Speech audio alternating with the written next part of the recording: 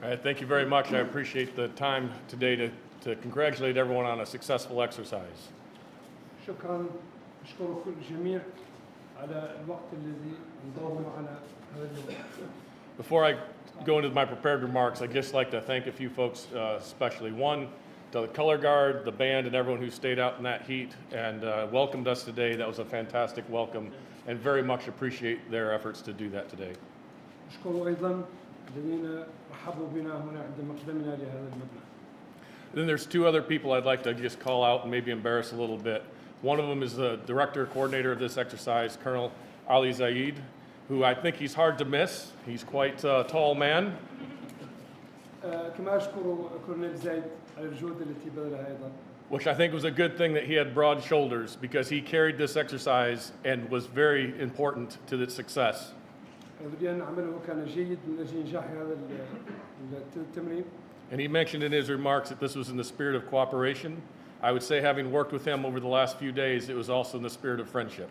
وكما قال في خطابه أن الملتقى كان مكن من بذل الجميع من تحقيق الكثير من النتائج، كما أن أيامنا التي مضينا معه أيضا مكنتنا من الاستفادة كثيرا منه. I look forward to continuing to work with him in the future, and hopefully I'll be back for his promotion one day. أتمنى أن يستمر التعاون بيننا إن شاء الله في المستقبل. The other one I'd like to recognize is this man standing right here. الشخص الآخر الذي أريد أن أشكر أيضا هو كورنيل سليمان. So Suleiman was everywhere, doing everything at all hours. كان في كل مكان، كان في كل الأوقات موجود. If something needed to be done, he took care of it. In a true soft spirit, in true special operations spirit, we didn't ask him how, it just got done. إذا كان هناك عمل يجب أن يقام به فهو موجود دائما ويعرف كيف يؤدي هذا العمل. And again, these two made an incredible team that we couldn't have pulled this exercise off without. So thank you very much to both of you, personally from me. إنهما يشكلان فريقا رائعا وأشكرهم جزيل الشكر ولن أنساهم أبدا. And now for my prepared remarks, we'll just go through these. As this year's Flintlock comes to a close, I'm struck by the importance of partnerships, the need to learn from each other, the need to incorporate diversity, and keeping a focus on what we are collectively trying to accomplish. And I've also been impressed by the energy and commitment of all the partners at this exercise. مع اقتراب اختتام تمرين فلينتلوك لهذا العام، أريد لكم عن إعجابي لما لمسته من أهمية الشراكة عند المشاركين في التمرين، ومن الحاجة إلى العمل مع بعضنا البعض، ومن أهمية الاندماج رغم التنوع وعلى التركيز على ما نحاول تحقيقه معا. I'd like to thank everybody who made this exercise possible, overcoming challenges such as the weather, as well as many others. To the government and people of Mauritania, thank you very much for hosting a fantastic exercise. And a continued support to Flintlock, hosting this for a third time. Your collective efforts ensured this year's exercise was a world-class event from start to finish. Thank you. أود كذلك أن أشكر كل من ساهم من قريب ومن بعيد في إنجاح هذا التمرين، وأخص بالشكر الحكومة الموريتانية والشعب الموريتاني. أشكرهم على كرم الضيافة وعلى دعمهم المتواصل المستمر لاستضافة فلينتوك للمرة الثالثة. فبفضلكم كان التدريب هذا العام حدثا عالميا بارزا من البداية إلى النهاية. مرة أخرى أشكركم. Ambassador Degvin, thank you for your team's dedication to making Flintlock a success. The partnership between the Mauritanian government, the embassy, SOC Africa's team has been a demonstration of how we all must work together across government agencies to create successful outcomes, whether for an exercise or for real efforts in the Sahel. إلى سعادة سفير دودمان، شكرا لك على التفاني وشكرا لفريقك الذي على إنجاحه لهذا الفلتلوك. كانت الشراكة بين الحكومة الموريتانية وفريق السفارة وفريق القوات الخاصة سوكاف دليلا على نجاح عملنا المشترك عبر الوكالات الحكومية للحصول على نتائج ملموسة سواء عبر التمرين أو عن طريق القيام بتغيير حقيقي في منطقة الساحل. In addition to the exercises, we had a fantastic senior leader symposium. Our continued dialogue will help provide different ways to think about the challenges we collectively face in the Sahel. As one panelist said, we can't fight extremism solely as a war. We have to connect people to communities. We have to understand their stories and meet them where they're at. As a military commander, I'll be the first to tell you that the military cannot solve the problem of extremism alone. A question that we discussed was, how do our populations see the police, the military, and the government? We must address this question carefully as we move forward. No single nation has the answers to these difficult questions, and it takes the wisdom of all of us in order to make progress. بالإضافة إلى التمرين نظمنا ندوة رائعة لكبار القادة. سيساعد حوارنا المستمر عن طريق مختلف التفكير والتحديات التي نواجهها جميعا في منطقة الساحل. وكما قال أحد أعضاء اللجنة، لا يمكن أن نحارب التطرف كما لو كنا في حرب تقليدية. يجب أن نرتبط بالناس وبالمجتمعات. علينا أن نفهم قصصهم وأن نقابلهم أينما كانوا. وكقائد عسكري يمكنني أن أقول بأن الجيوش لا تستطيع أن تحل مشكلة التطرف لوحدها. كان السؤال الذي ناقشناه خلال الملتقى هو كيف يرى الناس قوات الشرطة والجيش وما هو رأيهم في الحكومة. يجب علينا معالجة هذه الأسئلة بعناية ونحن نمضي قدما. لا أحد لديه إجابة على هذه الأسئلة الصعبة. إن ذلك يتطلب منا جميعا التحلي بالحكمة لإحراز المزيد من التقدم. As for the exercises, military members from more than 30 nations, spread across multiple locations in 2 countries, engaged in exercises focusing on honing their tactical skills, developing their ability to investigate and secure evidence, learning how to engage with communities, share intelligence, and lead operations. All of this was coordinated and controlled from the joint multinational headquarters in Natar, a truly multinational effort. Make no doubt about it, the future defenders of our countries were preparing themselves, their units, and their partners while we continue to have strategic level discussions here in Nouakchott.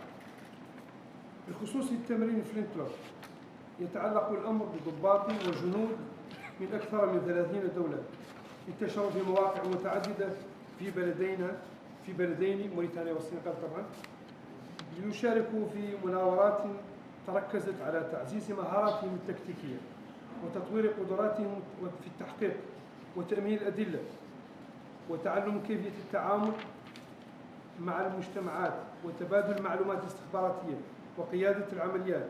كل هذا تم تنسيقه والتحكم فيه انطلاقا من المقر الرئيسي متعدد الجنسيات من مدينة أطار. لقد كان المشاركون يعدون أنفسهم ووحداتهم وشركائهم من خلال فلينتلوك، بينما كنا نحن نجري مناقشات على مستوى الاستراتيجي في المنطقة. This training is helping troops who will go back to train their country's forces to fight on the front line. The unit from Burkina Faso I met in Chess will go right back to the fight shortly after they return. The unit here from Mali will go back to provide not only training, but will operate on the front lines in Mali. These units will go back better prepared, better trained, and more lethal, ready to take the fight straight to the enemy.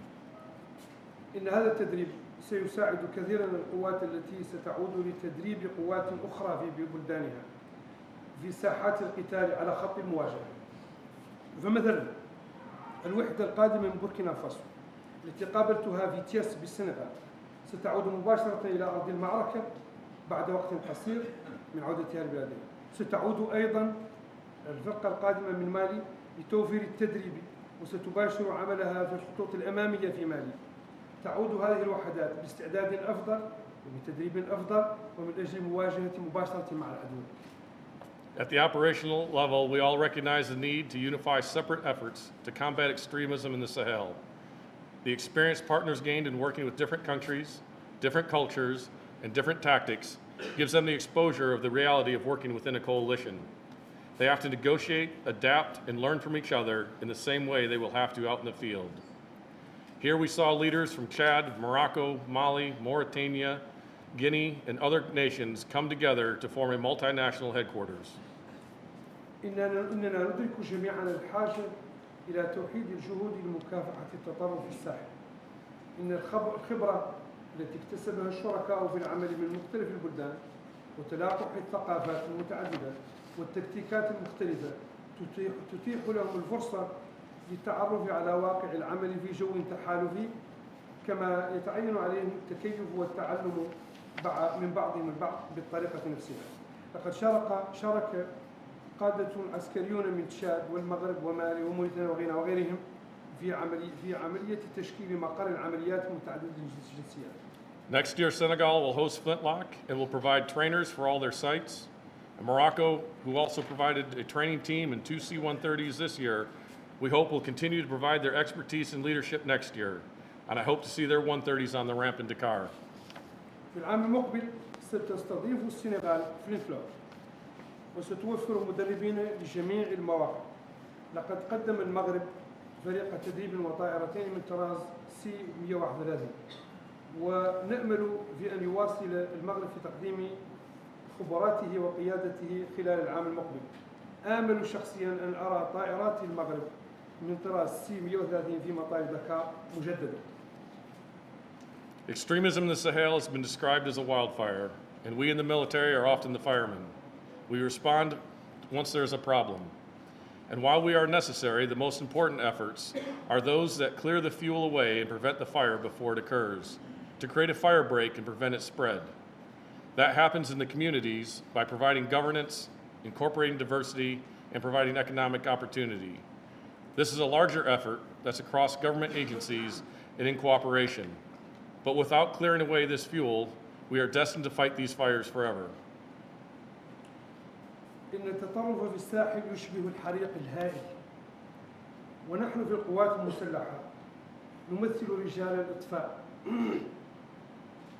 نرد بمجرد وجود أي مشكل بالفعل، لكن بالرغم من أننا يجب علينا ذلك، فإن أهم الجهود هي التي تقوم بإزالة الوقود ومنع الحريق من أن يحدث أو ينتشر، ويأتي ذلك في المجتمعات من خلال توفير الحكم الرشيد وإدماج كل مكونات المجتمع وتوفير المزيد من الفرص الاقتصادية. وهذا الجهد يكون أكثر عبر التعاون بين الوكالات الحكومية.